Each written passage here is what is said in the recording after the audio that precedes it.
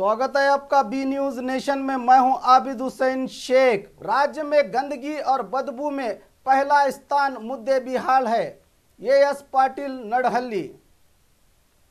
मुद्देबिहाल के पीके नगर में मीडिया से बात करते हुए कांग्रेस के बागी एमएलए एएस पाटिल नडहल्ली घर घर कुमारण्णा और हल्ली हल्ली नडहल्ली प्रचार के दौरान नगर की दुर्गति, अधिकारी और चुनायित प्रतिनिधियों की लापरवाही पर सवाल उठाते हुए मत क्षेत्र की अभिवृद्धि और विकास न होने को लेकर 25 साल से अधिकार में रहने वाले सीएस अप्पाजी नाडगौड़ा पर जनता को जरूरी सुविधा देने में नाकाम बताया।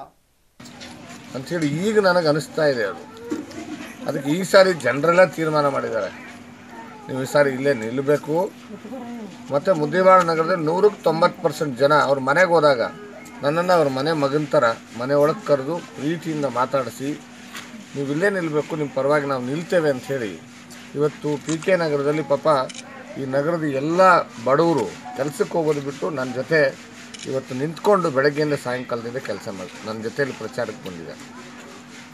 ಇದೆಲ್ಲ ಏನು ತೋರಿಸಿದೆ ಅಂತಂದರೆ ಬಡವರು ರೋಷಿ ಹೋಗಿದ್ದಾರೆ. ವಿಶೇಷವಾಗಿ ದಲಿತರು, ವಾಲ್ಮೀಕಿ ಸಮುದಾಯಗಳು, ಅಲ್ಪಸಂಖ್ಯಾತ ಸಮುದಾಯದ ಜನ ಏನಿದ್ದಾರೆ ಅವರಂತರೂ ಸೌಲಭ್ಯಗಳಿಂದ ಸಂಪೂರ್ಣವಾಗಿ ವಂಚಿತವಾಗಿದ್ದಾರೆ. ಅವರಿಗೆ ಸೌಲಭ್ಯ ಕೊಡಿಸ್ತಕ್ಕಂಥದ್ದು ನನ್ನ ಗುರಿ.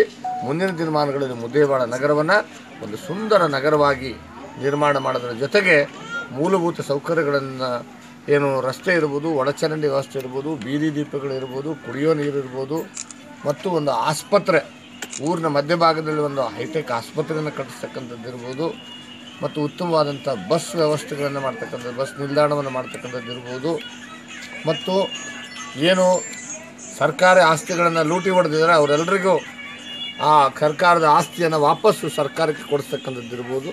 ಎಲ್ಲ ಕೆಲಸಗಳನ್ನು ನಾನು ಮಾಡೋದಕ್ಕೆ ಜನರ ಜೊತೆ ಚರ್ಚೆ ಮಾಡಿ ಮುಂದಿನ 5 ವರ್ಷದಲ್ಲಿ ಇದನ್ನು ಮಾಡ್ತಕ್ಕಂಥ ಕೆಲಸಕ್ಕೆ ನಾನು ಖಂಡಿತವಾಗಲೂ ಕೂಡ ಪ್ರಯತ್ನ ಮಾಡ್ತೇನೆ ಅಂತಕ್ಕಂಥ ಮಾತು ಹೇಳಿದ್ದೇನೆ. ಅದರ ಜೊತೆಯಲ್ಲಿ ಯಾರು ಬಡವರು ಇದ್ದಾರೆ ಆ ಬಡವರಿಗೆ ಇವತ್ತೇನು 25 ವರ್ಷ ಅಧಿಕಾರದಲ್ಲಿದ್ದರು, ನಗರಕ್ಕೆ ತಂದು ಕೊಟ್ಟಿದ್ರು ಕೂಡ 12,000 ಮನೆ ಆಗಿರೋದು. ಅದು ಎಲ್ಲೂ ಕೂಡ ಕಾಣ್ತಾ ಇಲ್ಲ ಮನೆಗಳು ಕಟ್ಟಿದ್ದು. ನಾನಂತರೂ ಓಡಾಡ್ತಾ ಇದ್ದೀನಪ್ಪ. ಅವರು ಎಲ್ಲಿ ಮನೆಗಳು ಮೊನ್ನೆ ಒಂದು ಪತ್ರಿಕಾಗೋಷ್ಠಿಯಲ್ಲಿ ಹೇಳಿದರು ಶಾಸಕರು ಏನಂದ್ರೆ, ನಾನು 11,000 ಮನೆ ಕೊಟ್ಟಿದ್ದೀನಿ, ಸರ್ಕಾರಿ ಸೌಲಭ್ಯ ಪಡೆದಿರ್ತಕ್ಕಂಥವ್ರು ಒಟ್ಟು 75,000 ಜನ ಸರ್ಕಾರಿ ಸೌಲಭ್ಯ ಪಡೆದವ್ರೆ, ಅವರಷ್ಟೇ ಓಟ್ ಹಾಕಿದ್ರು ಸಾಕು ನಾನು ಗೆಲ್ತೀನಿ ಅಂತ ಹೇಳಿದರು. ನಾನಿಲ್ಲಿ ಬಂದು ನೋಡಿದೆ, ಈ ಓಣಿಯಲ್ಲಿ ಓಡಾಡಬೇಕಾದ್ರೆ ಎಲ್ಲಾದರೂ ಕಟ್ಟಿದ ಮನೆ ಸಿಗ್ತವೆ ಅಂತಂದರೆ ನನಗೇನೋ ಕಣ್ಣಿಗೆ ಒಂದು 1000 ಮನೆಯೂ ಕೂಡ ಕಾಣಲಿಲ್ಲ. ಅಲ್ಲಿ ಇಲ್ಲಿ ನಾನು ನೋಡಿದ್ದು ಏನಪ್ಪ ಅಂದರೆ ಭಾಳ ಆದರೂ ಒಂದು 25-30 ಮನೆಗಳನ್ನು ನಾನು ನೋಡಿದ್ದೀನಿ, ಅಷ್ಟು ಬಿಟ್ಟರೆ ಒಂದು 1000 ಮನೆಯೂ ಕೂಡ ಕಾಣೋದಿಲ್ಲ ಇಲ್ಲಿ. ಇದರ ಅರ್ಥ ಏನಂತಂದರೆ ಸುಳ್ಳು ಹೇಳಿ ಜನರಿಗೆ ಮೋಸ ಮಾಡಲಿಕ್ಕೆ ಆಗೋದಿಲ್ಲ. ನಾನು ಅದಕ್ಕೆ ಜನರಿಗೆ ಹೇಳಿದರೆ ಈ ಮುಂದಿನ ಒಂದು 5 ವರ್ಷದಲ್ಲಿ ನನಗೆ ಅವಕಾಶ ಕೊಡಿ.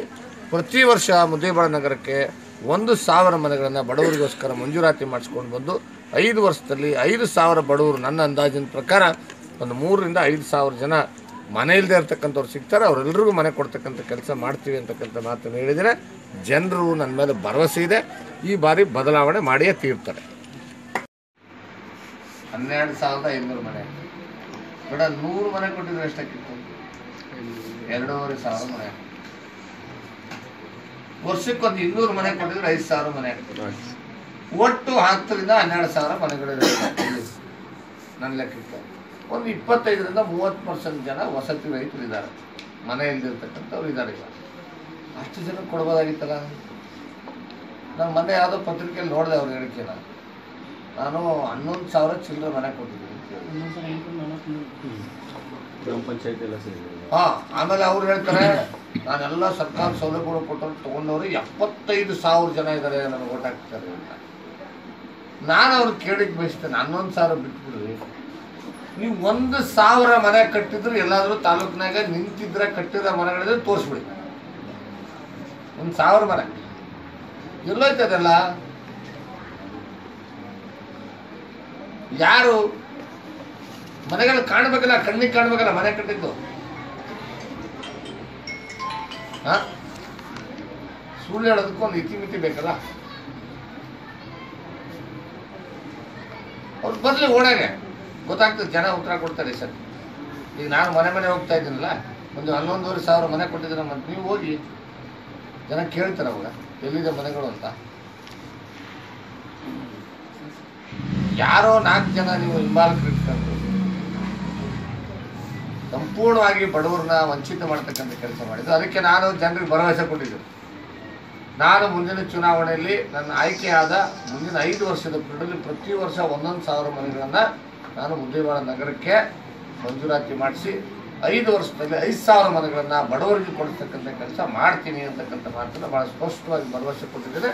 ಅದನ್ನು ಮಾಡಿ ತೋರಿಸ್ತೀನಿ. और खबरों के लिए देखते रहिए बी न्यूज़ नेशन।